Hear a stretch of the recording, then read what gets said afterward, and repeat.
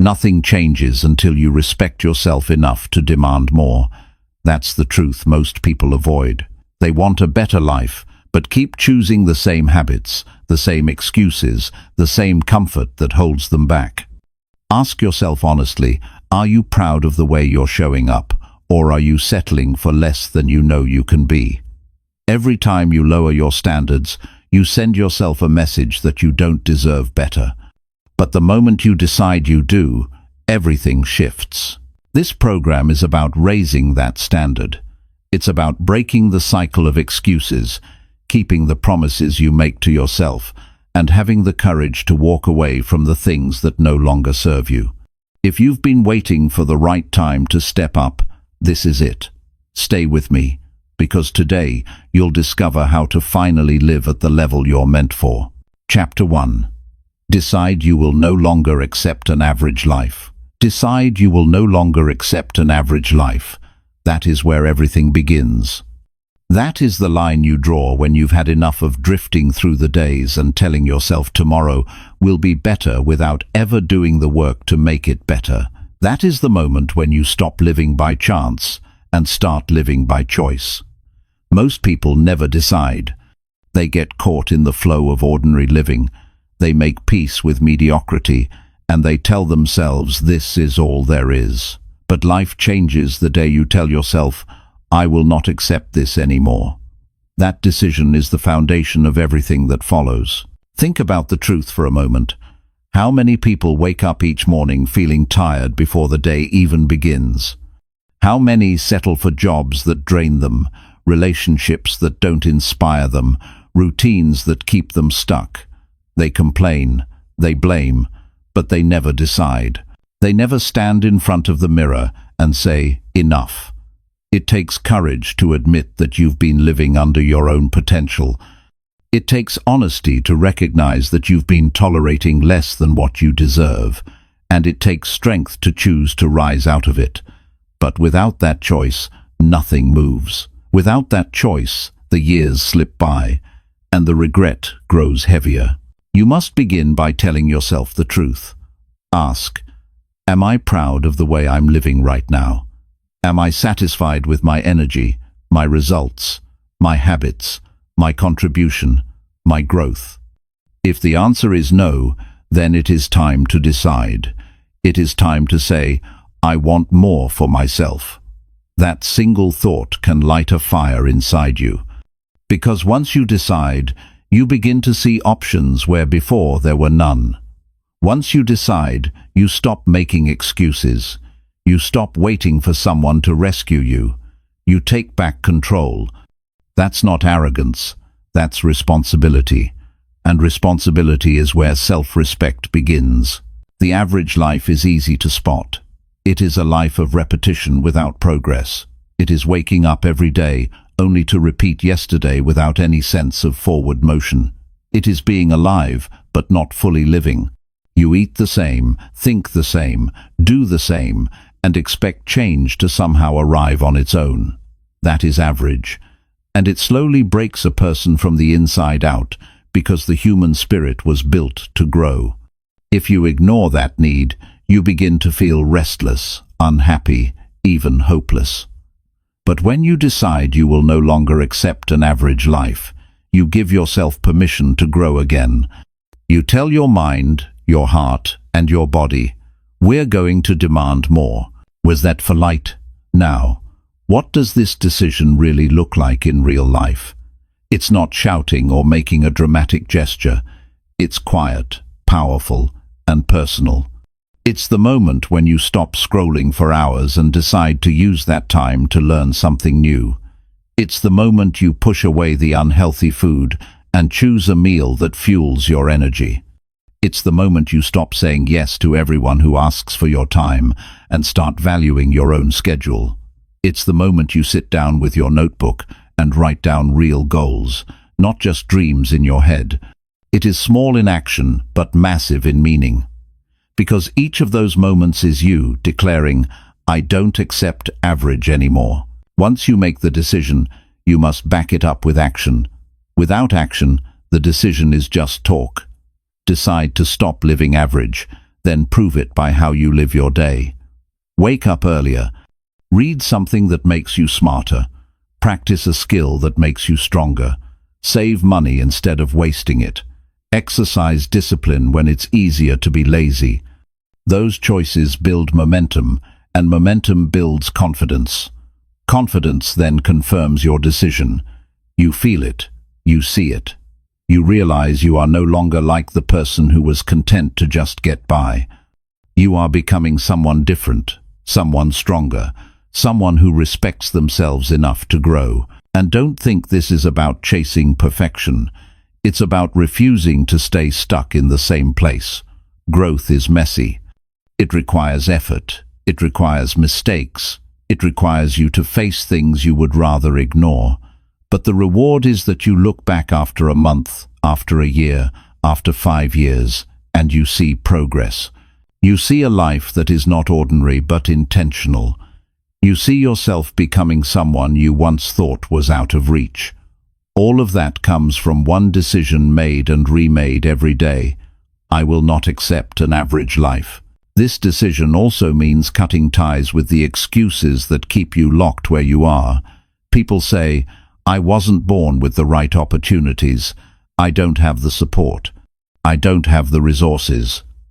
But history is filled with men and women who started with nothing, yet created extraordinary lives because they decided they would not settle.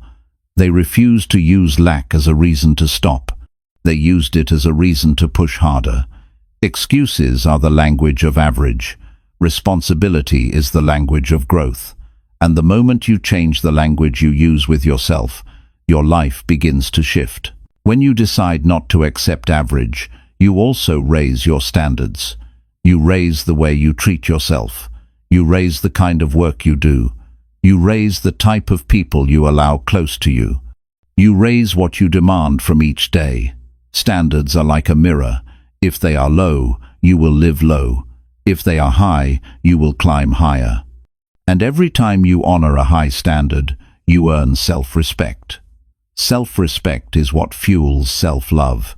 You begin to believe that you are worthy because you see yourself proving it daily. That is how you build the inner strength to level up.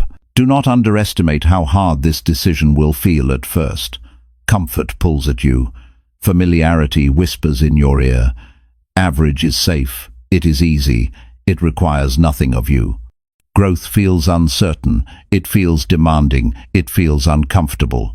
But it is in that discomfort that you find pride. It is in that discomfort that you build resilience, and the more you step into it, the more alive you feel. Comfort keeps you numb, growth makes you feel alive. And when you love yourself enough, you choose life over numbness every time. Think about what will happen if you refuse to decide. 5 years from now, will you be stronger or weaker? Will you be prouder or more disappointed?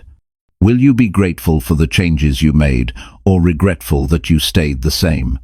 The clock doesn't stop. Life keeps moving whether you level up or not. And if you continue to accept average, you will look back one day with regret heavy in your chest. But if you decide today, then 5 years from now, you will look back with gratitude that you chose courage over comfort. That difference is massive, and it begins with a decision made right here and right now. Once you decide, you also inspire others. People watch you change. They see your discipline, your growth, your energy. And without even saying a word, you give them permission to want more for themselves. Your decision sends out a ripple. That is the power of personal leadership. You don't change others by telling them what to do. You change them by becoming an example.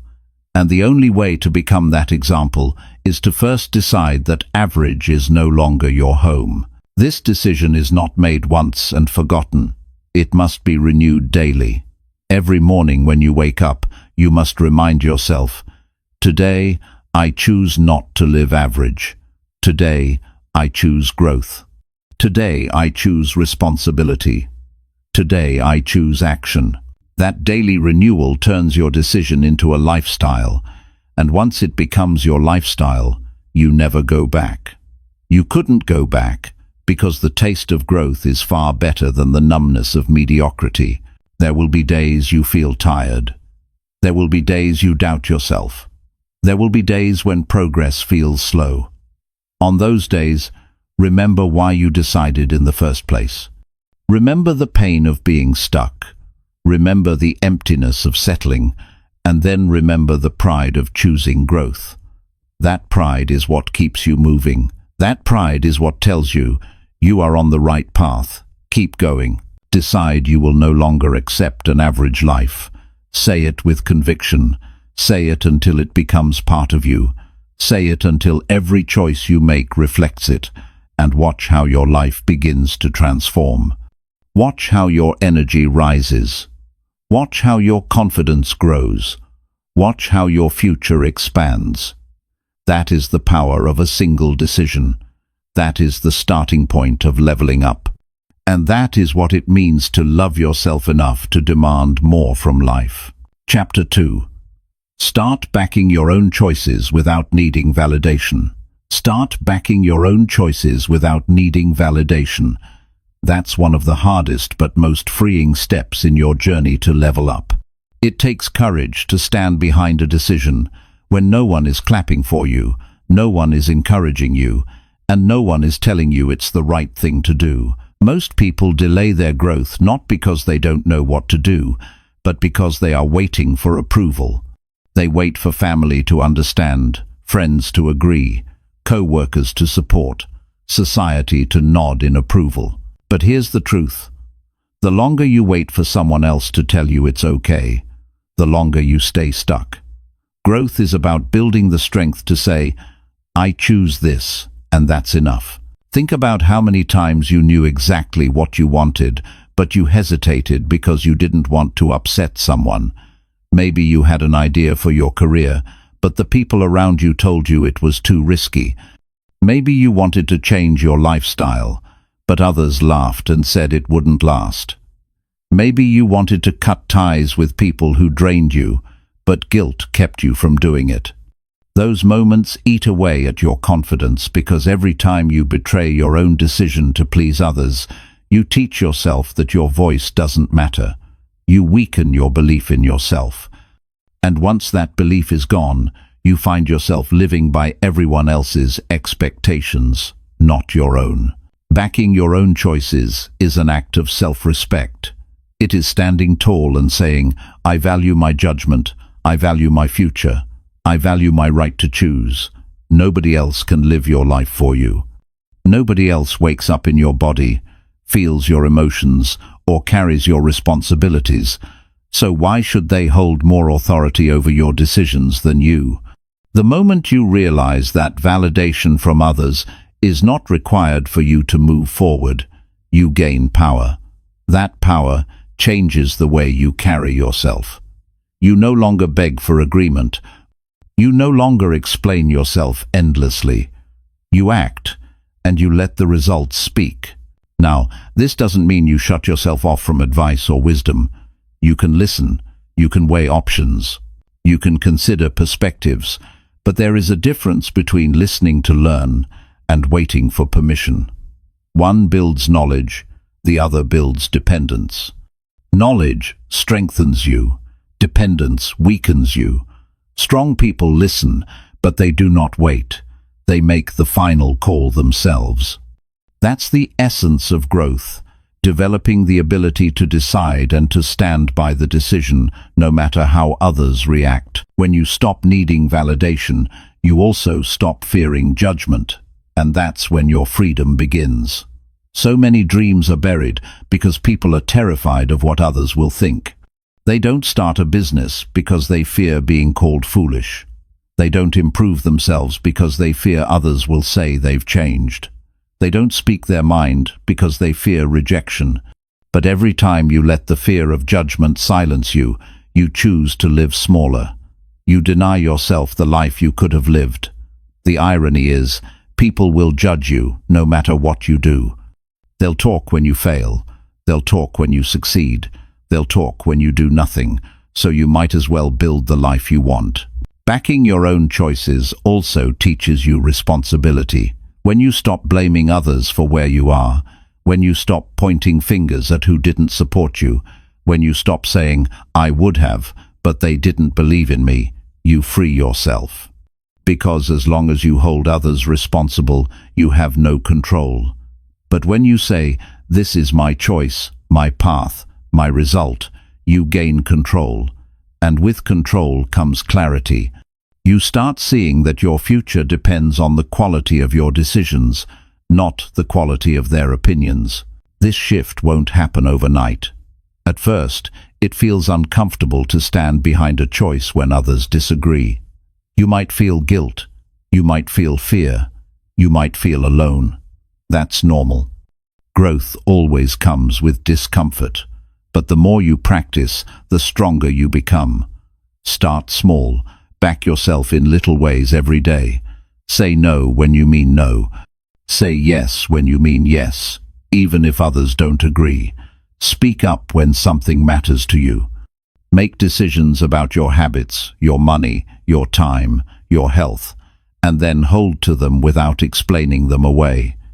Each time you do, you prove to yourself that your judgment is worthy of trust. As your confidence grows, bigger decisions become easier. You'll be able to take risks others won't. You'll be able to walk paths others avoid. And the reason is simple. You're no longer waiting for a green light from anyone else. You already gave yourself the green light. That's when momentum begins to build. That's when you feel in charge of your own life. That's when you finally taste what freedom feels like. There is something powerful that happens when you learn to back your choices. You start attracting respect. People may not always agree with you, but they respect conviction. They respect someone who is clear, decisive, and willing to live with the consequences of their decisions. They respect someone who doesn't need to beg for approval. And even those who criticize you begin to notice that you move differently. You stand straighter. You speak with certainty. You radiate confidence. That respect opens doors. It strengthens relationships. It builds influence. But none of it comes until you first learn to respect your own decisions. Another important part of this is learning to live with mistakes. Backing your choices doesn't mean you'll always be right. You will make errors. You will face setbacks. But mistakes are not a reason to stop trusting yourself. They are a reason to grow wiser. Every successful person you admire has a history filled with wrong turns and failures. The difference is, they kept backing themselves even when they stumbled. They didn't hand their authority away because of a mistake. They said, "I chose, I learned, I will improve." That mindset separates those who grow from those who shrink. Ask yourself this: how many times have you stayed quiet when you knew what you wanted, simply because you didn't want someone else to disapprove? How many times have you delayed action because you wanted every person around you to agree? And how many times have you regretted not trusting your own instinct? Each of those moments is a reminder of what happens when you give away your authority. Each one is proof that waiting for validation only delays your growth. To back your own choices is to finally live by your own values. It is saying, "I know what matters to me, and I will not compromise it for the sake of pleasing others." That clarity is priceless. Without it, you drift. With it, you move with direction.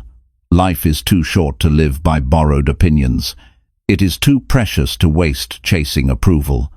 The only approval that matters is the one you give yourself when you look in the mirror and say, "I chose this path, and I stand by it." They, end question. When you start doing this, you notice how much mental space you gain. The noise of doubt and worry about what others think begins to fade. You stop replaying conversations in your head. You stop overanalyzing whether people approve. You start using that energy to act, to create, to grow. That shift alone can transform your life. It takes the weight off your shoulders and replaces it with energy to move forward. So today, make a commitment. Start backing your own choices. Stop waiting for others to clap before you move. Stop explaining yourself until you lose your own conviction. Stop giving away your power. Start trusting your voice. Start respecting your decisions. Start owning your life, because nobody else can live it for you. And the moment you decide to back yourself without needing validation, you step into a strength that most people never find. You finally begin to live on your own terms. And that is the essence of loving yourself enough to level up. Chapter 3. Give yourself permission to walk away from dead ends. Give yourself permission to walk away from dead ends. That's one of the most difficult, but most freeing choices you'll ever make in life. Too many people stay in situations that drain them, commitments that no longer serve them, or relationships that block their growth, because they think leaving means failure. But staying stuck in a place that doesn't lead anywhere is the real failure. You owe it to yourself to recognize when a road has nothing left for you, and to move toward one that does. Growth requires endings. Progress requires letting go. And maturity requires the courage to say, "This is not working, and I refuse to waste more of my life here." There comes a point when holding on becomes heavier than letting go. Maybe you've been in a job for years, giving your time and energy, hoping things will improve, but nothing changes. Maybe you've been in a relationship where love has turned into indifference or constant struggle, but you stay out of fear of being alone. Maybe you've been chasing a plan that deep down you know doesn't match who you are anymore, but you're scared of admitting it to yourself. These are the dead ends. They look like safety, but they're really cages. They drain your energy, they shrink your confidence, and they stop you from becoming the person you're meant to be. The moment you give yourself permission to walk away, you take back your life. It's not weakness to walk away, it's strength. Weakness is staying stuck because you're afraid of change. Strength is saying, "I deserve better than this." When you walk away from a dead end, you're not quitting life, you're quitting what's already finished. There's a huge difference. Quitting is giving up on yourself. Walking away is believing in yourself enough to search for something better. It's not abandonment, it's alignment. It's you choosing a path that leads somewhere, instead of one that keeps you spinning in circles. The problem is, most of us are trained to hold on. From a young age, we're told to finish what we start, no matter what. That advice is good when it comes to building discipline, but it becomes dangerous when applied to everything. Sometimes finishing what you start means destroying your own future. Sometimes loyalty to a situation means betrayal to yourself. You have to learn the difference between persistence that builds you and persistence that breaks you. One takes you closer to your dreams. The other keeps you trapped in dead ends. Knowing when to walk away is wisdom. Acting on it is self-respect. When you give yourself permission to walk away, you immediately create space for better things. Imagine a closet packed with clothes you never wear. Until you clear it out, there's no room for anything new. Life works the same way. You can't step into new opportunities while you're holding on to the wrong ones. You can't meet people who will uplift you while you're still tied to people who drain you. You can't discover your potential while you're locked into patterns that shrink you. The act of walking away is not just about leaving, it's about making room for growth. This decision requires honesty. You have to stop lying to yourself about what you know is finished. You can't keep pretending it's working when every part of you knows it isn't. Deep down you already feel it. You feel the frustration, the lack of joy, the emptiness. Those feelings are signals telling you it's time to move. Stop silencing them. Stop drowning them out with distractions. Listen to them. They're not there to hurt you. They're there to wake you up. And when you finally face the truth, you'll realize the only person keeping you stuck was you. Walking away also demands courage, because it often comes with judgment. People will question your choices. They'll ask why you left. They'll tell you you're making a mistake. They'll call you ungrateful, selfish, or irresponsible. That's because most people are too afraid to do what you're doing. They cling to their own dead ends and convince themselves that settling is normal. But you're not here to live their version of life. You're here to live yours, and the price of living true to yourself is often misunderstanding from others. You have to decide whose opinion matters more, theirs or the voice inside you telling you it's time to move on. When you learn to walk away, you also discover resilience. The first steps are hard. You feel fear, uncertainty, maybe even grief. But once you're past the initial discomfort, you realize you survived. You realize you're still standing, and that realization builds strength. It shows you that endings don't destroy you. They renew you. They strip away what no longer belongs, so you can rebuild on stronger ground. Every time you walk away from what's wrong for you, you reinforce the truth that you are capable of beginning again. That truth gives you the confidence to face the next challenge, the next transition, the next decision with greater clarity. This is not just about the big things like jobs or relationships.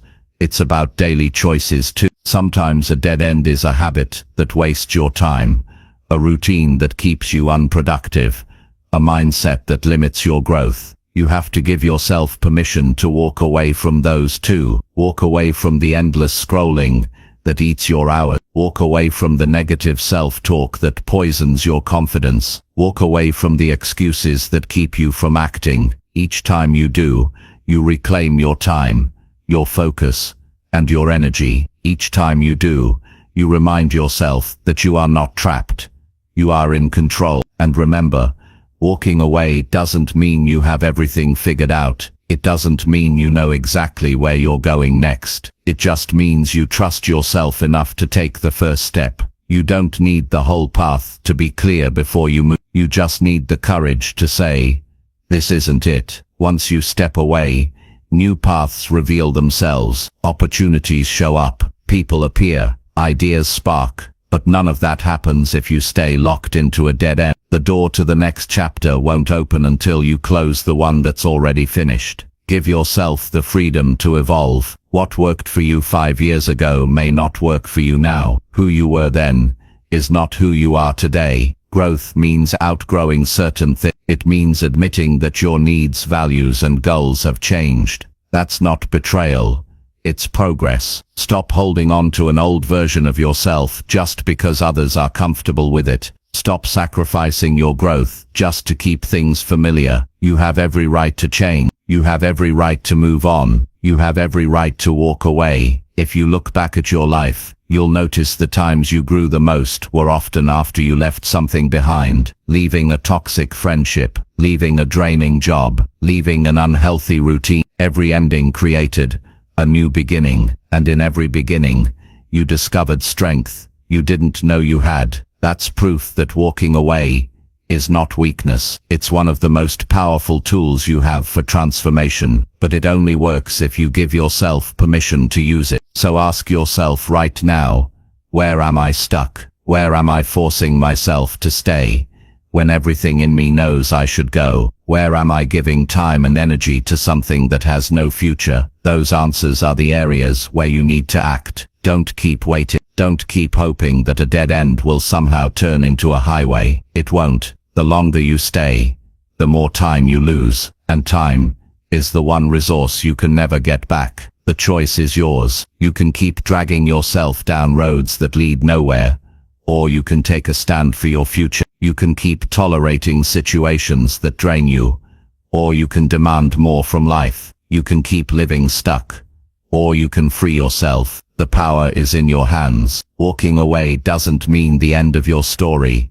It means the start of a better one. It means you love yourself enough to say, I deserve more than this. And once you believe that, once you act on it, you'll never look at dead ends the same way again. They won't scare you. They won't hold you. They'll simply remind you that you're strong enough to choose growth over stagnation, freedom over fear, and progress over comfort. Chapter 4. Do the things you avoid because they scare you. Do the things you avoid because they scare you. That is where your real growth begins. Everyone has fears. Everyone has those tasks, those conversations, those decisions they keep pushing to the side because it feels uncomfortable to face them. But the truth is, the very things you're avoiding are the exact things that would transform your life if you confronted them. Fear is not the signal to step back. Fear is the sign that you're standing in front of something that has the power to shape you. When you choose to face what scares you, you take control of your future. When you avoid it, you hand your future away. Most people live in patterns of avoidance. They put off making a phone call that could open a new opportunity. They stay silent instead of speaking up when their voice matters. They procrastinate on pursuing a goal because they fear failing. They keep relationships shallow because they fear rejection. Every time they avoid, they shrink a little more. Their comfort zone grows tighter, and their confidence gets smaller. The cost of avoidance is not just lost opportunities, it's the slow erosion of self-belief. Deep down, you know when you've been avoiding something. You carry it around with you like a weight, and every time you dodge it, you feel weaker. Courage is built in moments of action, not in moments of safety. It's built when you take that step forward while your hands are shaking. It's built when you walk into the meeting and share your idea even though your voice trembles. It's built when you finally sit down and tackle the work you've been putting off for months. The feeling you get afterward, the relief, the pride, the power is proof that fear was never the enemy. Fear was just the test. And once you pass the test, your confidence expands. You realize you're stronger than you thought. Avoidance makes fear grow larger. Action makes fear shrink. Think about it. How many times did you put off something for weeks, only to finally do it and realize it wasn't nearly as bad as you imagined? That's how fear works.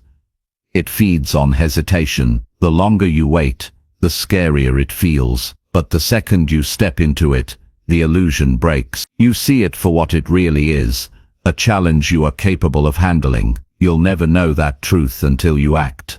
Facing what scares you doesn't mean diving into chaos without thought. It means recognizing the specific things you've been running from and making a conscious decision to handle them. Maybe it's a difficult conversation with a family member. Maybe it's starting a new project that feels overwhelming. Maybe it's applying for a position you feel underqualified for. Whatever it is, the way forward is not to keep postponing it. The way forward is to acknowledge the fear and then move anyway. Here's something important. Fear is not a sign you are weak. Fear is a sign you're human. Every person feels it. The difference between those who grow and those who stay stuck is not the absence of fear. It's the willingness to act while fear is present. The people you admire, the ones who seem strong, they are not fearless. They've just practiced facing what scares them so many times that they've built resilience. They know fear will come, and they know it will pass once they move. That's the skill you need to build.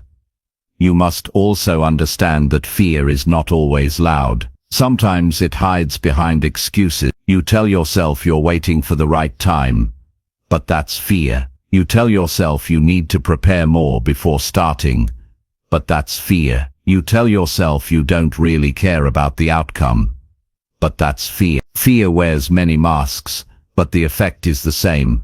It keeps you from acting. You have to learn to spot those excuses for what they really are. Fear dressed up as logic, and once you see it clearly, you take away its power. Think about the areas of your life right now where you feel stuck. Ask yourself, what am I avoiding? What have I been putting off for weeks, months, maybe even years? What conversations am I afraid to have? What goals am I afraid to pursue? Those answers will point you directly to your next step of growth. The challenge is not to think about it endlessly. It's to act. The decision to act is what separates those who move forward from those who stay trapped. The moment you finally face what you fear, you reclaim a part of yourself. You prove to yourself that you can handle more than you believe. That proof is priceless. It builds a reservoir of confidence you can draw on the next time fear shows up. You'll remember, I've done this before.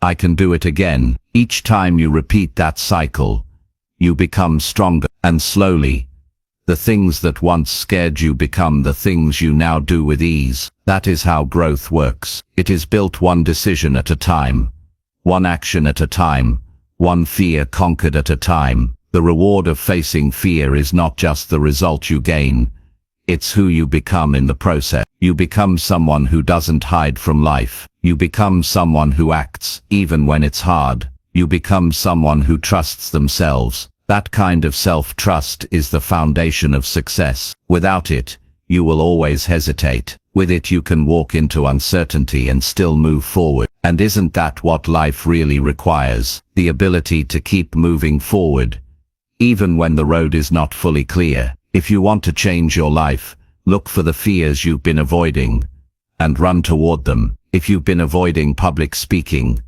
get on a stage. If you've been avoiding taking care of your health, schedule the appointment and start the routine. If you've been avoiding saying how you really feel, speak the words today. You don't need to wait until you feel ready, because you never will. Readiness doesn't come before action.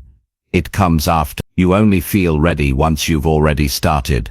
The truth is, the quality of your life will always reflect how willing you are to do the things that scare you. Avoid them, and your world stays small. Face them, and your world expands. It's that simple. You cannot build courage without practice. You cannot grow confidence without exposure. And you cannot create a meaningful life without stepping into fear. Fear is not the wall in your way. It is the door. The handle is on your side. You just have to open. So here is the choice.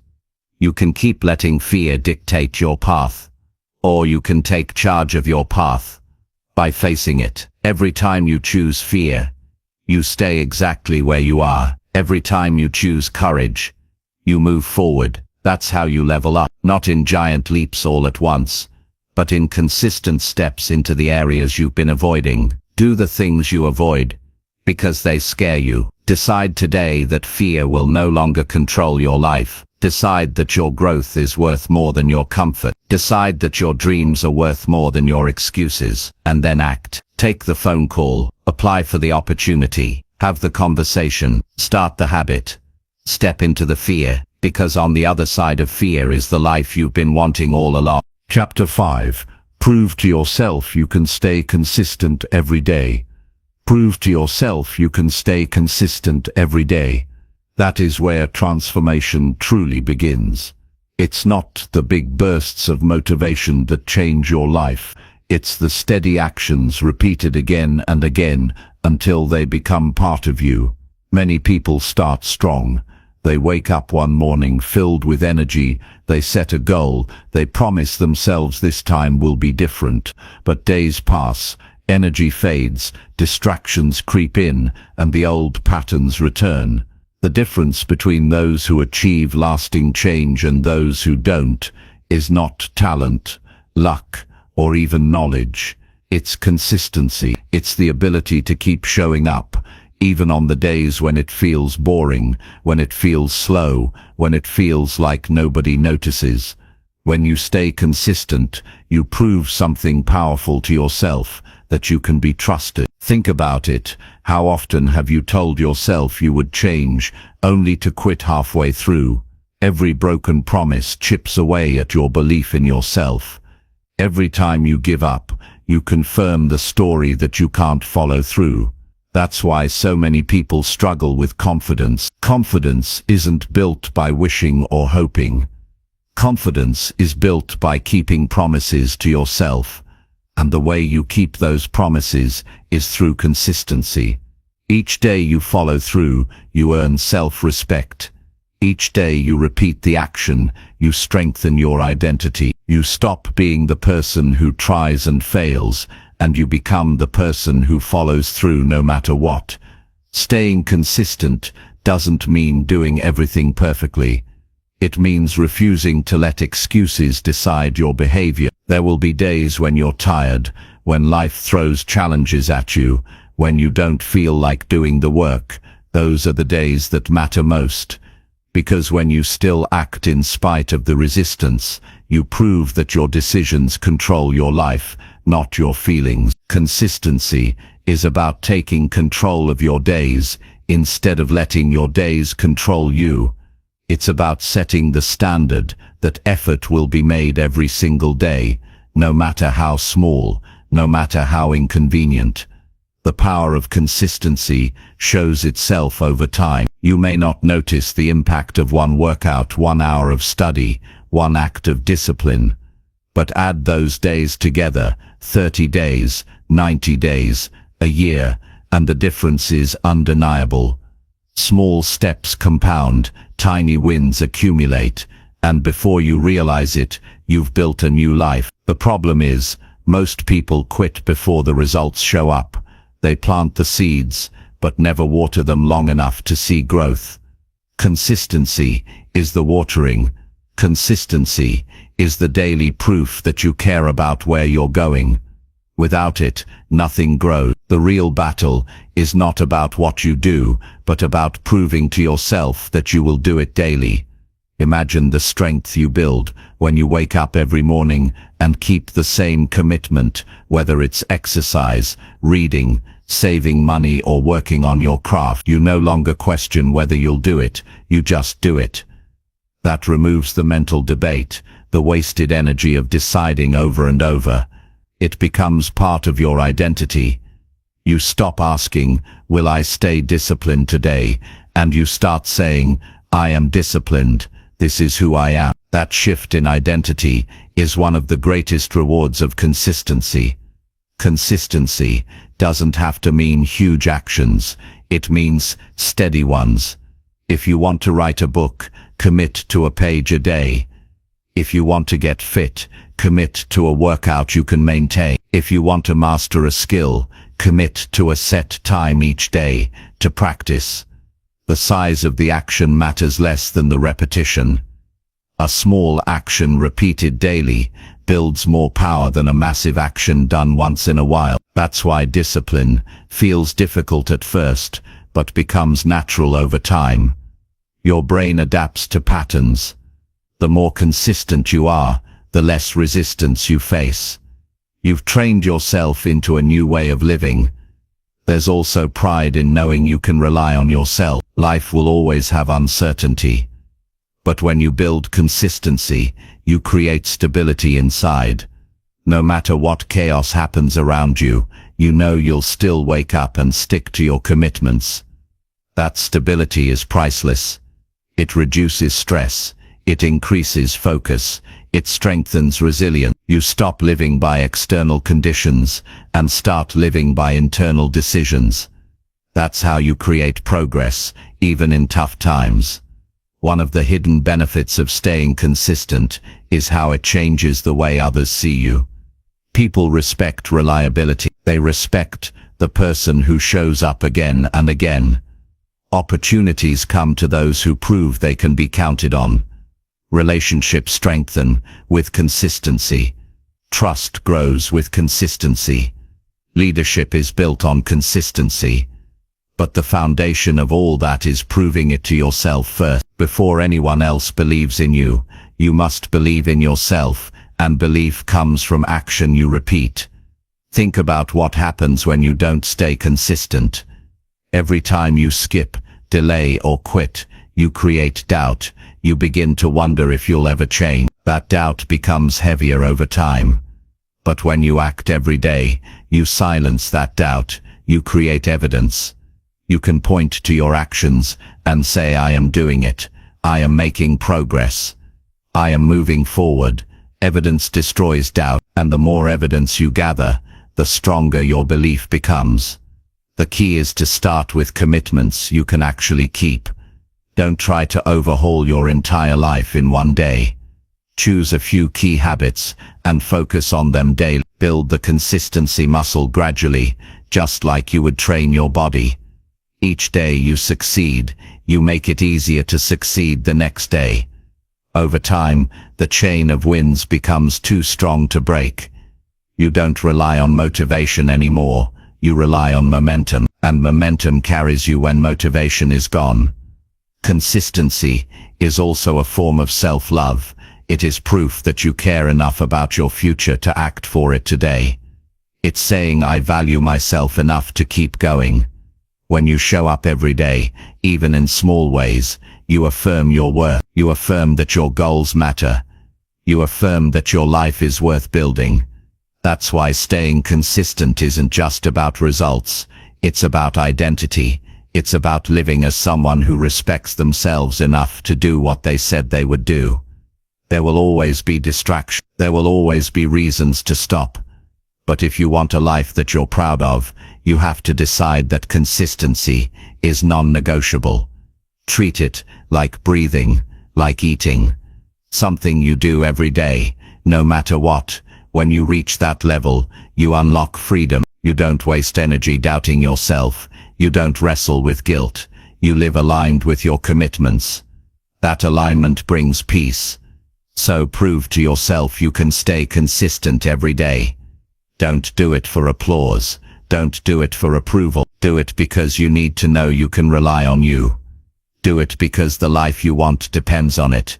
Do it because every day matters, and every action counts. And when you look back months or years from now, you'll see that the person you became was shaped not by the things you did once in a while, but by the things you did every single day without fail. That is the quiet power of consistency. That is how you level up, and that is how you build a life you respect and trust. Chapter 6. Choose growth over comfort when life gives you both. Choose growth over comfort when life gives you both. That's the fork in the road every person faces again and again. Life will always offer you two options: the easy way that feels safe but keeps you the same, or the harder path that demands effort but takes you to the next level. Comfort feels good in the moment, but it steals your future. Growth feels demanding in the moment, but it builds a life you can be proud of. The test is whether you love yourself enough to choose the path that stretches you instead of the one that lulls you into staying still. Comfort is attractive because it requires nothing. It asks you to keep doing what you've always done. Sit down, relax, and let the days pass. But the cost of comfort is invisible at first. You don't notice the slow loss of energy. You don't notice the shrinking of ambition. You don't notice how your confidence erodes little by little as you avoid challenge. Then years go by, and you wonder why you feel restless, why you feel stuck, why you feel unfulfilled. Comfort is the quiet trap that robs people of their potential without them even realizing it. Growth is uncomfortable, but it gives back more than it takes. It forces you to wake up earlier, to push your body harder, to focus your mind longer, to face challenges you would rather ignore. It stretches your patience, your willpower, and your discipline. But the reward is pride. The reward is strength. The reward is looking back and seeing progress that comfort could never give you. Growth is hard in the moment, but beautiful in the long run. That is why every great achievement, every meaningful change, every powerful transformation begins with someone choosing growth over comfort. The choice often shows up in small ways. You can choose to stay in bed or get up to work on your goals. You can choose to watch another hour of entertainment or read something that improves your mind. You can choose to avoid a hard conversation or face it and strengthen the relationship. These decisions may feel small, but they add up. Every time you choose comfort, you reinforce the habit of avoiding challenge. Every time you choose growth, you reinforce the habit of pursuing your potential. Those habits eventually determine the course of your life.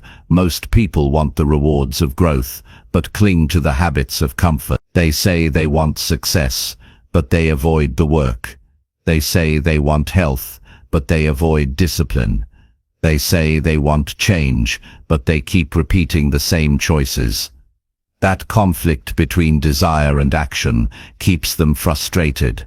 The truth is, you can't have both. You can't keep living in comfort and expect the rewards of growth.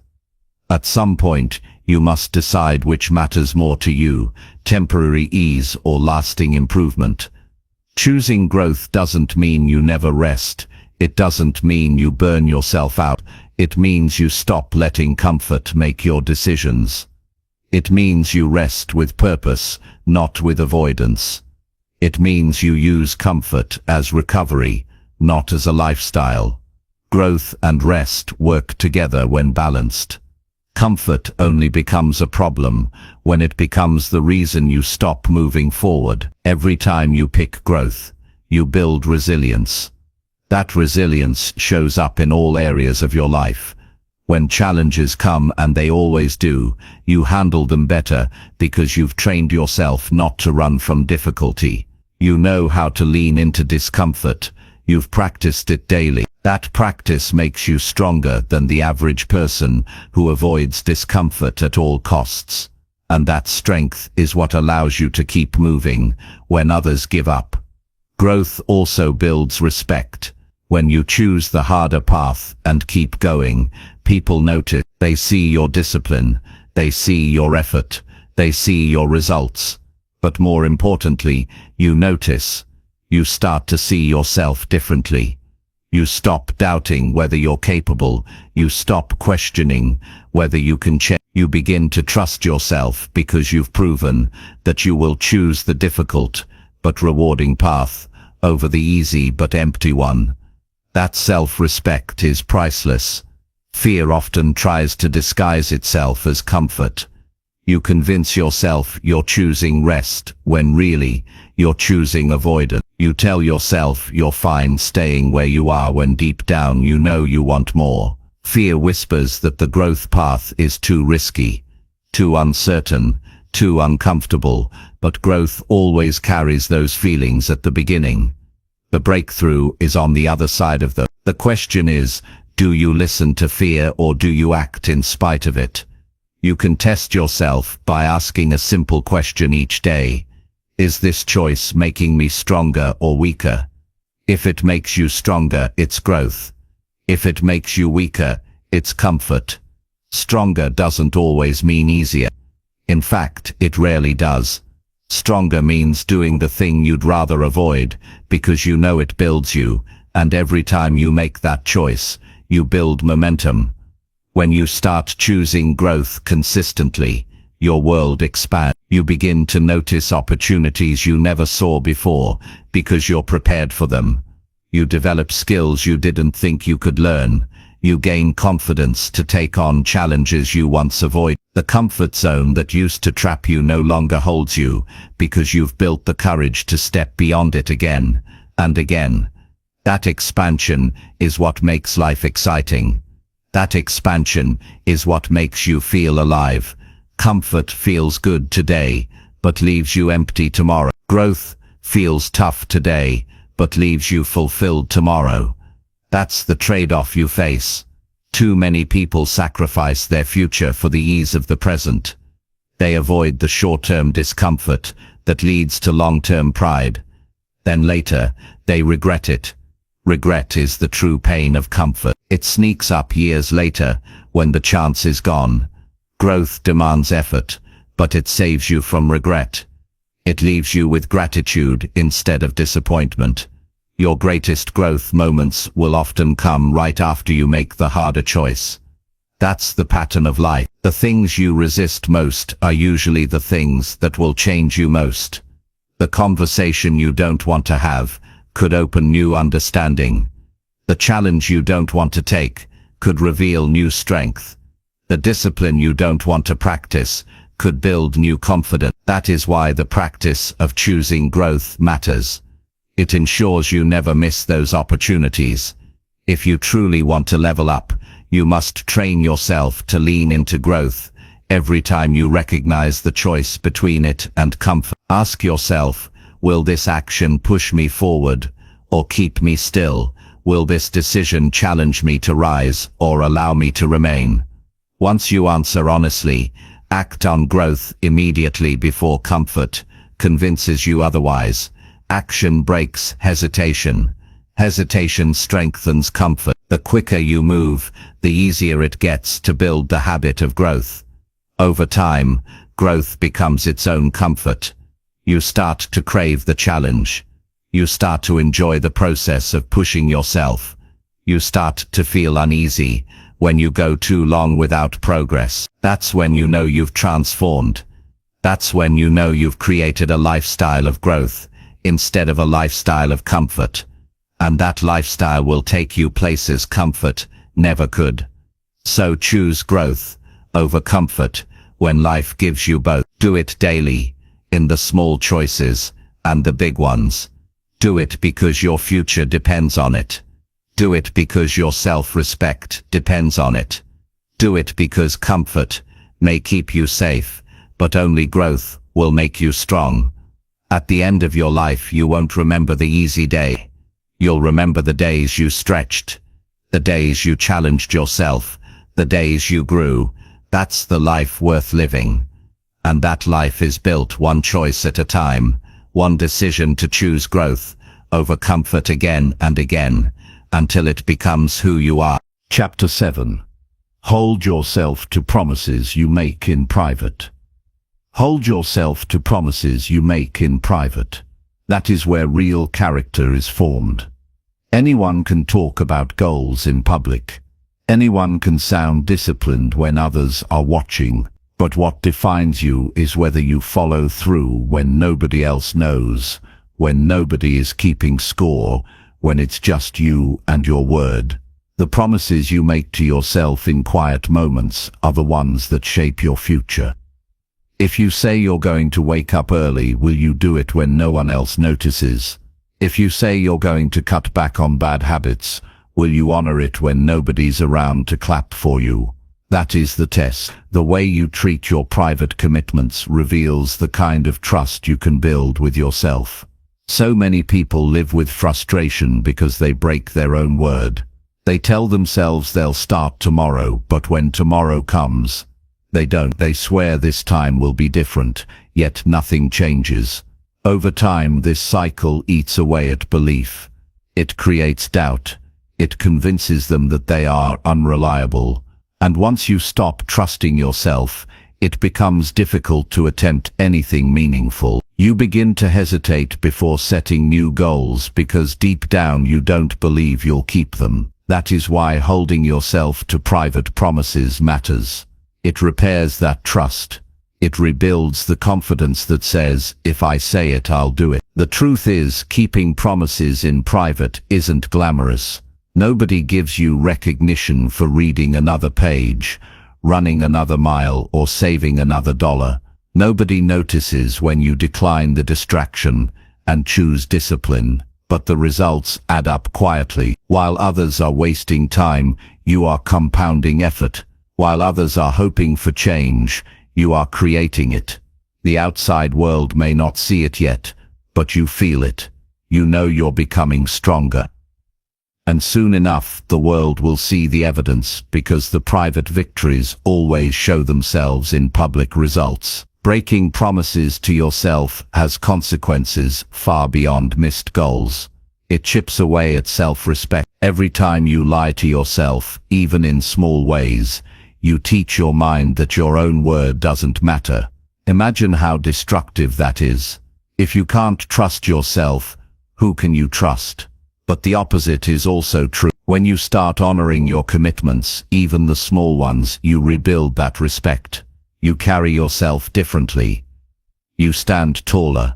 You no longer need to shout about discipline because you live it daily. People may not see the process, but they see the confidence that comes from it. It's important to start small because self-trust is built like a muscle.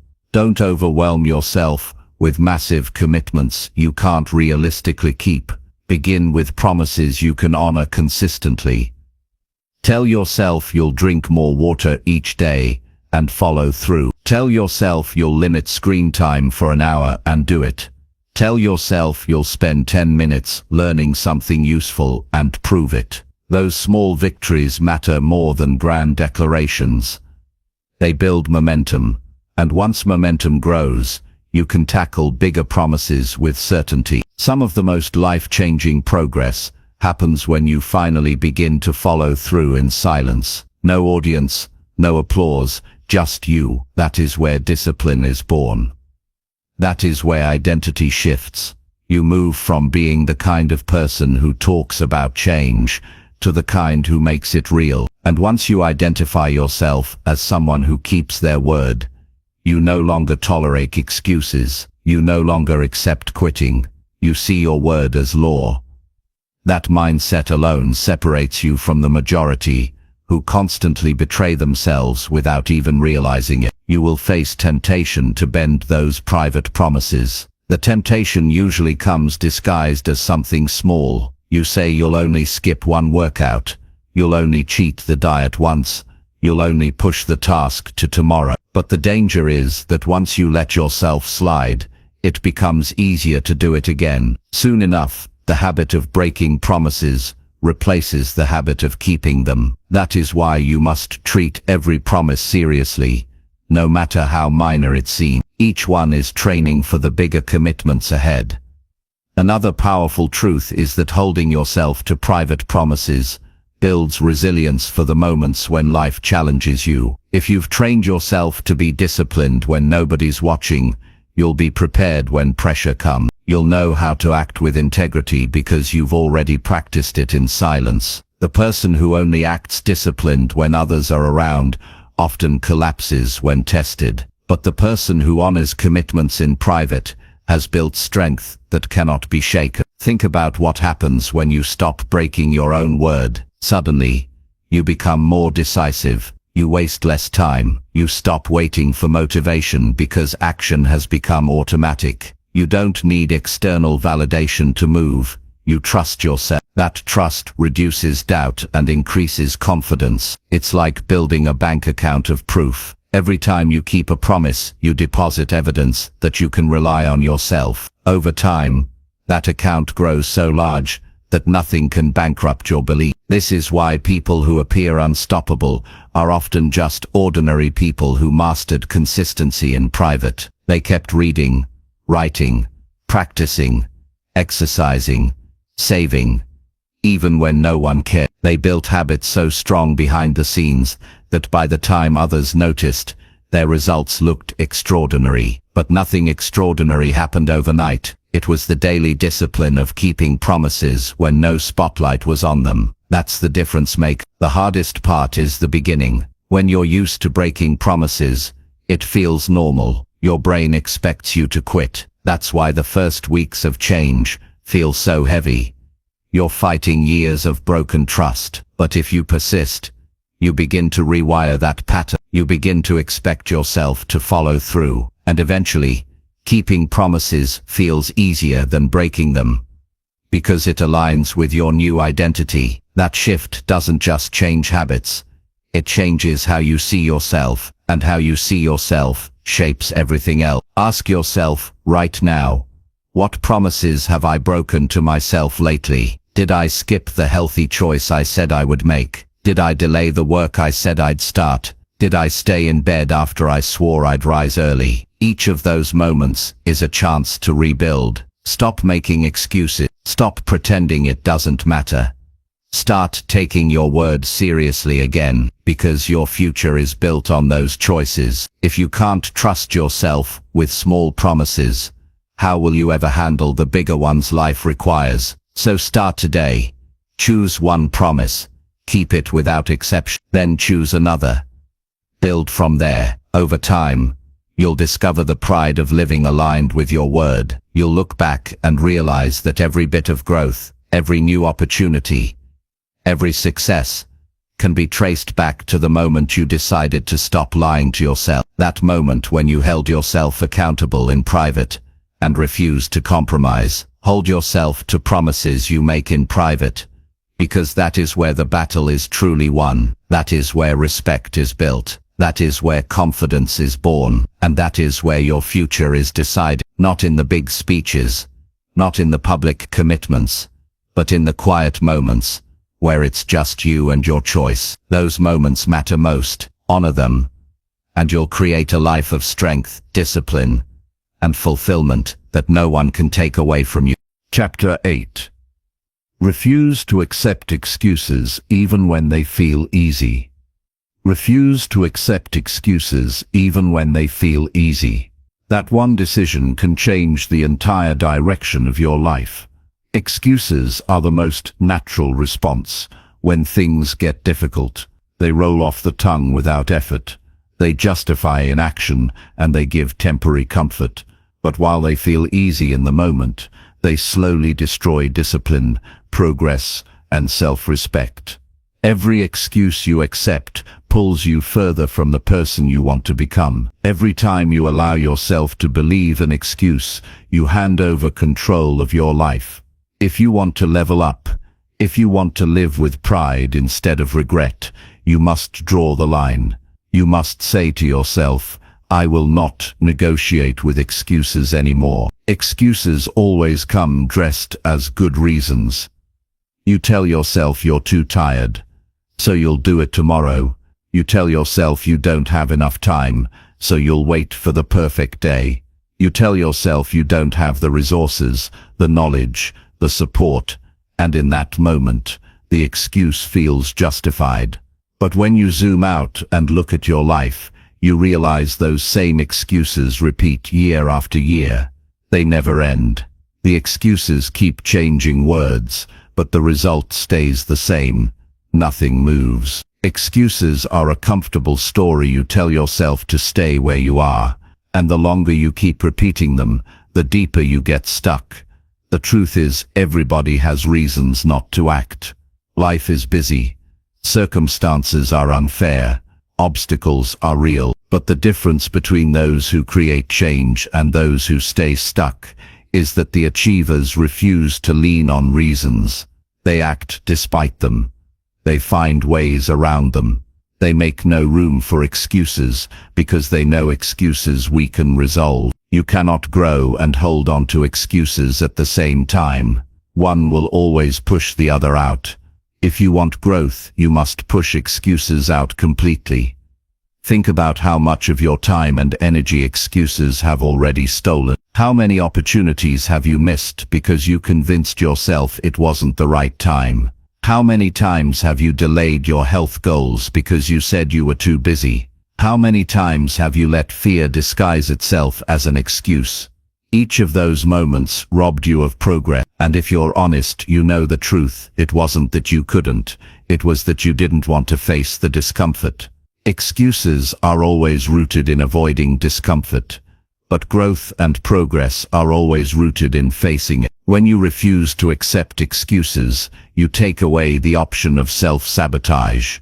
You put yourself in a position where action is the only path forward. That creates strength. Suddenly, you're no longer debating with yourself about whether you'll do the work you've already decided. No matter how you feel, no matter how difficult it looks, the work gets done. That attitude builds resilience. It builds consistency. It builds an identity where you see yourself as someone who follows through no matter what. That kind of self-image is powerful because once you believe it, you act accordingly. Excuses are appealing because they remove responsibility. They let you point to something outside of yourself and say, that's why I didn't succeed. But here's the problem. When you give away responsibility, you also give away control. You make yourself a victim of circumstances. You convince yourself life is happening to you instead of through you. That mindset guarantees you stay stuck. On the other hand, when you strip away excuses and take full responsibility, you regain control. You begin to see that even if conditions aren't perfect, you can still move forward. You begin to see that even if resources are limited, effort is still available. And when effort is applied consistently, results come. You need to catch excuses in the moment they arise. Excuses thrive on autopilot thinking. You must train yourself to pause and challenge them. Ask yourself, is this really true? Or is this me trying to avoid discomfort? 9 times out of 10, you'll find it's the second. Once you see it clearly, the power of the excuse fades. Awareness breaks the cycle. From there you can replace the excuse with action. That action doesn't need to be huge, it just needs to move you forward. Each time you replace an excuse with action, you weaken its grip. Over time you'll notice excuses show up less and less, because you've trained your mind to see through them. Refusing excuses also means raising your standards. You stop accepting mediocrity from yourself. You stop being satisfied with good enough. You hold yourself accountable at a higher level. That doesn't mean perfection. It means honesty. It means no more lying to yourself. No more saying you'll start tomorrow when you know tomorrow will look just like today. No more telling yourself you're doing your best when deep down you know you can do more. This level of honesty can feel uncomfortable, but it's necessary. Growth only happens in truth. Excuses live in lies. If you want to grow, you must choose truth every time. Another reality is that excuses are contagious. The more you make them, the easier they become. And not only do you weaken yourself, but you also influence the people around you. If you constantly explain away your lack of progress, those around you may adopt the same habit. But the opposite is also true. When you cut off excuses and commit to results, you set a standard that inspires others. People respect those who face challenges without constant justification. They see strength in that. And that respect creates influence. But it begins with you refusing to accept excuses in your own life. One of the strongest practices you can build is replacing excuses with action immediately. When you catch yourself saying, "I don't feel like it," use that as the signal to act. When you hear yourself thinking, "It's not the right time," start anyway. When you notice, "I'm too busy," schedule the action right away. This approach flips the script. Instead of excuses being a stop sign, they become a trigger for movement. You teach yourself that excuses are the very reason to act, not the reason to stop. That conditioning makes you unstoppable. Life is short, and excuses waste the one resource you can never get back: time. Every excuse buys you temporary comfort at the cost of long-term regret, and regret is far heavier than effort. When you look back at your life, you won't remember the reasons you gave yourself for avoiding growth. You'll only see the opportunities missed, the potential wasted, the goals left unfinished. That reality should shake you. It should remind you that nothing is worth the cost of regret. Not tiredness, not fear, not inconvenience. Refusing excuses is refusing regret. Excuses are easy, yes, but pride is not built on ease. Pride is built on effort, on discipline, on sacrifice. The pride you feel when you know you did the work will always outweigh the temporary comfort of avoiding it. And once you experience that pride, you'll want more of it. You'll begin to crave it more than you crave the excuse. That shift changes everything. It turns effort into fulfillment. It turns discipline into freedom. And it all begins with the decision to refuse excuses even when they seem harmless. So from today forward, stop giving yourself permission to settle. Stop telling yourself stories that justify weakness. Stop hiding behind reasons that keep you small. Stand up and take ownership. Decide that excuses will no longer have a place in your vocabulary. Replace them with action. Replace them with discipline. Replace them with effort. And watch how your life begins to shift. The growth, the progress, the transformation you've been waiting for is not hidden behind resources, timing, or luck. It's hidden behind the excuses you've been accepting. Remove them, and the path becomes clear. Refuse excuses, and you open the door to the life you deserve. Chapter 9. Take ownership of your choices and stop playing victim. Take ownership of your choices and stop playing victim. That is the point where personal power begins. As long as you keep blaming circumstances, other people, or the past for where you are, you stay stuck. Nothing changes when the responsibility is outside of you. You hand away control when you act as if life is happening to you instead of being shaped by you. If you want to level up, you must face the truth that your choices created your current reality, not luck, not fate, not the opinions of others. your decisions, and the only way to create a different future is to start making different choices today. Most people find comfort in the victim role because it explains away their lack of progress. It gives them an easy story. I didn't succeed because someone held me back. I can't change because of how I was raised. Life isn't fair, so I can't win. That story may feel safe, but it's poison. It robs you of the one thing you need most: agency. Victim thinking convinces you that nothing is in your control, and when nothing is in your control, you never even try. But the truth is, while you can't control everything that happens to you, you can always control how you respond. You can always choose your actions, your attitude, and your discipline. Those choices matter far more than circumstances. Taking ownership means looking at your life honestly and saying, this is the result of my decisions. If your health is suffering, look at your habits. If your finances are weak, look at your spending. If your relationships are broken, look at your communication and standards. It's not about shame, it's about honesty. Because only when you admit your role can you begin to change it. Playing victim might feel easier in the short term, but it guarantees long-term frustration. Ownership feels harder at first because it demands accountability, but it guarantees progress. Think about the areas of your life where you've been blaming others. Maybe you've been stuck in a job you hate and telling yourself it's your boss's fault. Maybe you've been unhappy in relationships and saying it's always the other person who ruins things.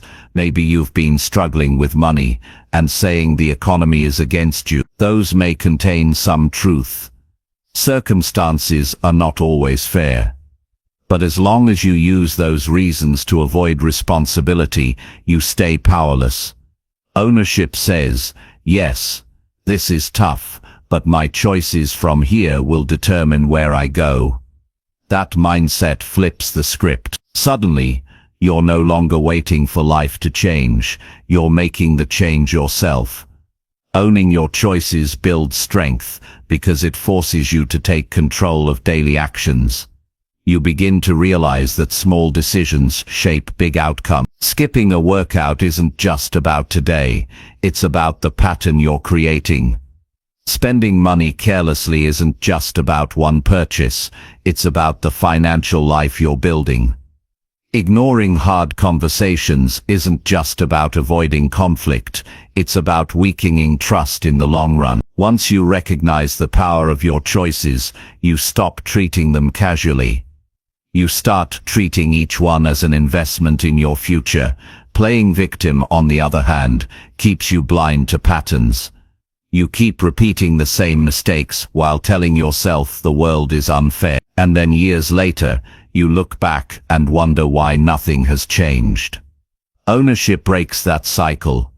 It makes you examine your actions, learn from them and adjust. You don't fear mistakes anymore because you know they can be corrected. Victim thinking hides from mistakes because it refuses to admit responsibility. Ownership embraces mistakes because it sees them as lessons. That single shift can transform your entire life trajectory. It's also important to realize that people respect those who take ownership. Nobody admires the person who always complains, always blames, always avoids responsibility. That attitude pushes opportunities away, but people are drawn to those who admit faults, correct them, and move forward. Leaders are respected not because they never make mistakes, but because they take responsibility when they do.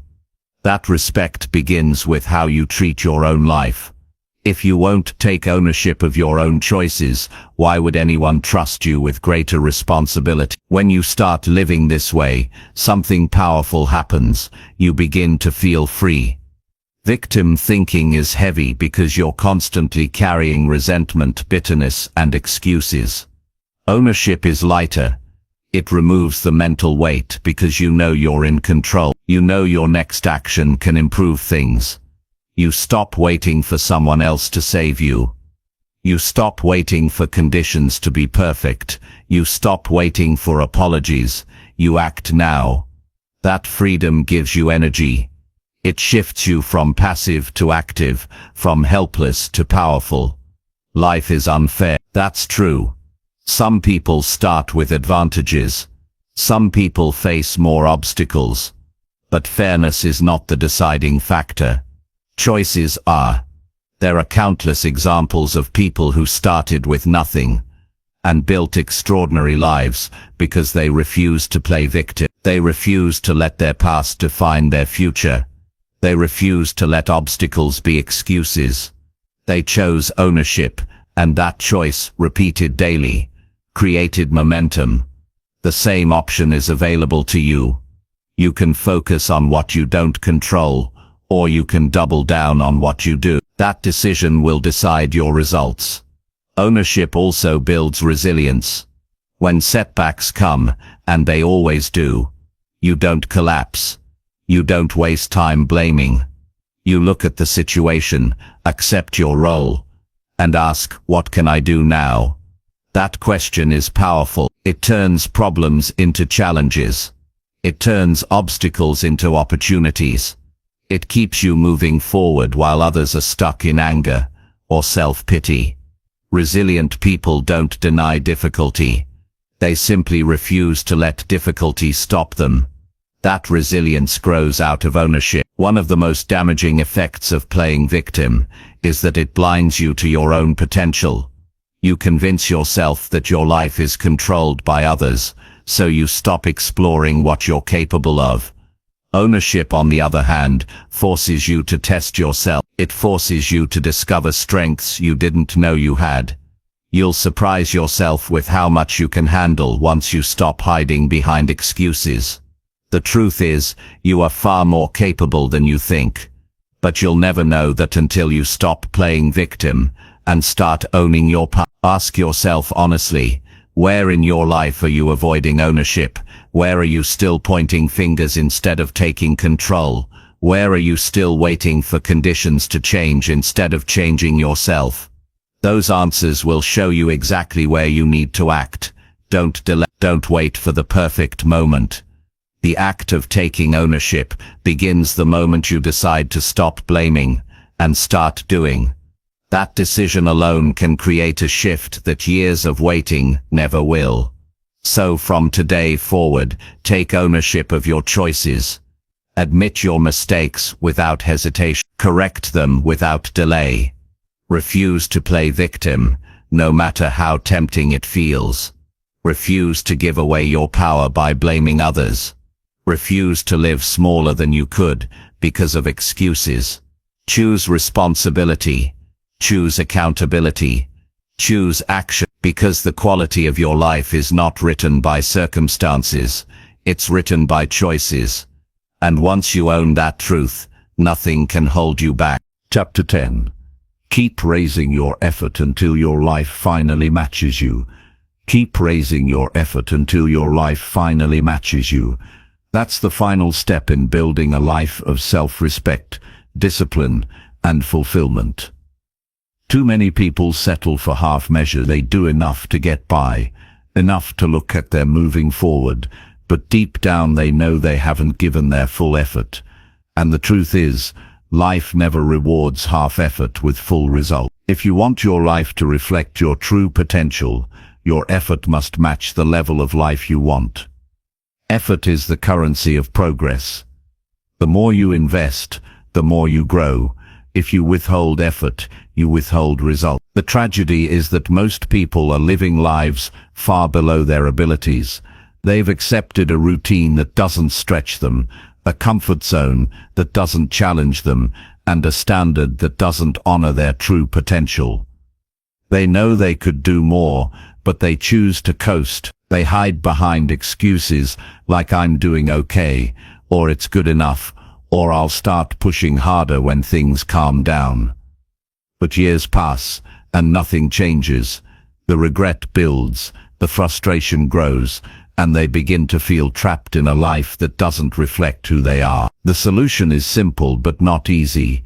Raise your effort, push past the level where you've been coasting, demand more of yourself, not because the world requires it, but because you owe it to yourself. Your life will always mirror your effort. If you give minimal energy, you get minimal result. If you give average effort, you get average outcomes. But when you give your best consistently, life begins to rise to meet you. Opportunities appear because you've proven yourself ready for them. Relationships improve because you show up with intention. Confidence grows because you know you've given everything you have. That is the reward of effort. It shapes both the results you get and the person you become. Raising your effort doesn't mean burning yourself out. It means refusing to stay stuck at the level where you've been comfortable. It means setting a higher standard today than you lived by yesterday. It means asking yourself each day, did I give my best effort, or did I hold back? That question is uncomfortable, but it's necessary, because the gap between who you are now and who you want to be is filled with effort. Nothing else closes that gap. Not talk, not excuses, not wishing, only effort, repeated daily until your results catch up with your potential. Think about an area of your life where you feel frustrated right now. Maybe it's your career, maybe it's your health, maybe it's your relationship. Look closely, and you'll likely find the frustration is tied to effort. You're not satisfied with your career, but are you giving it your full focus? You're not proud of your health, but are you staying consistent with your habit? You're not happy with your relationships, but are you putting in the effort to build them? Most of the time, the problem is not potential, it's effort. The honest truth is that you cannot expect a life of excellence with the effort of mediocrity. When you start raising your effort, you begin to discover new layers of strength you didn't know you had. You realize that you were capable of more all along. The body adapts to higher demands, the mind adapts to higher focus, and the spirit adapts to higher standards. Every time you raise the bar, you stretch yourself, and every time you stretch yourself, you expand what's possible. That's why growth never ends. There is always another level. The only question is whether you're willing to pay for it with effort. Effort also builds pride. At the end of each day, you know if you gave everything or if you held back. That knowledge either fuels your confidence or feeds your guilt. When you give your best, even if results don't come immediately, you feel proud. You can look in the mirror and say, I did what I could today. That pride builds self-respect. But when you know you slacked, when you know you didn't follow through, you carry that with you too. That weight of disappointment drags down your energy and erodes your confidence. That's why raising your effort is not just about external results, it's about how you feel about yourself. Life will test you. It will put obstacles in your way. It will challenge your patience. It will make things harder than you expected. In those moments, effort is your weapon. You don't quit because it's tough. You don't slow down because it's inconvenient. You increase your effort. You push harder. That is how you overcome difficulty, not by hoping for things to get easier, but by becoming stronger through greater effort. And every time you respond with more effort, instead of less, you build resilience that prepares you for the next challenge. You need to remember that effort is always in your control. You may not control timing, resources, or circumstances, but you can control how much effort you bring. That's why it is the great equalizer. Two people may start at different places, but the one who outworks the other eventually passes them. Effort compounds. Over time, steady, committed effort beats raw talent, luck, and advantage. If you refuse to raise your effort, you lose by default. But if you raise it daily, you put yourself in position to win, no matter where you started. The danger of not raising your effort is that you start living beneath yourself. You begin to accept results that don't reflect your true potential. You normalize mediocrity, and eventually, you convince yourself that's all you deserve. That's a dangerous place to live, because it kills ambition, and replaces it with resignation. But when you raise your effort, you remind yourself of what you're capable of. You wake up your ambition. You reignite your desire to grow. You give yourself proof that you are more than you've been settling for. Ask yourself right now, in what areas have I been holding back? Where have I been giving half my energy, half my focus, half my discipline? Where have I been expecting results without matching them with real effort? Those answers will show you exactly where to begin. The key is to stop negotiating with yourself. Stop telling yourself, this is enough, when you know it isn't. Stop lowering your standards, because effort feels uncomfortable. Raise your standard, raise your effort, and watch your life rise to meet it. Keep in mind that raising effort is not a one-time push, it's a lifestyle. You don't raise your effort for a week and then relax back into old patterns. You keep raising it as you grow, as your goals expand, as your potential becomes clearer. Each new level requires more of you than the last. That's why success is never final. It always asks for the next version of your best. And if you're committed to growth, you'll always be ready to answer that demand. The greatest satisfaction in life comes when your external results finally align with your internal potential. When the life you're living matches the life you know you're capable of. That alignment doesn't happen by chance. It happens through effort, consistent, rising effort that never settles, never backs down, never accepts good enough. That alignment is the reward for discipline. It's the prize for persistence, and it's available to anyone who is willing to pay for it with steady, relentless work. So keep raising your effort until your life finally matches you. Refuse to settle for anything less than what you know you can be. Refuse to coast when you have more inside you. Refuse to stop just because things get hard. Your future is built on effort. Your confidence is built on effort. Your identity is built on effort. And the more you give, the more life gives back. Keep proving to yourself that you will not lower your standards. Keep showing up with everything you have, and keep pushing until the life you live reflects the strength, the discipline, and the greatness inside you. That is how you honor yourself. That is how you love yourself enough to level up.